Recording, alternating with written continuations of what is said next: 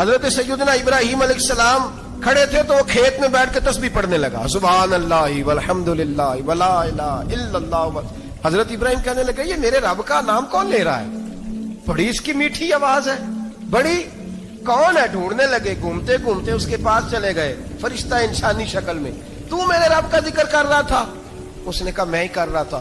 فرمانے لگے یار ایک دفعہ پھر نہیں کرتا؟ تو کہنے لگا ابراہیم پہلے تو میں اپنی مرضی سے کر رہا تھا، تو کہتا ہے تو پیسے لگیں گے، پیسے ہیں تو کر دیتا ہوں۔ حضرت ابراہیم کہنے لگے بول تو کیا لے گا؟ میرے اللہ کا ذکر سنانے کا کیا لے گا؟ کہنے لگا جتنی بکریاں آپ چلا رہے ہیں ساری دے دے تو میں اللہ کا ذکر سنا دیتا ہوں۔ آپ نے فرمایا بس جا تیری ساری ہوئی، میرے رب کا ذکر سنا۔ اور پھر شروع ہو گیا سبحان اللہ الحمد للہ ولا الہ الا اللہ واللہ اکبر۔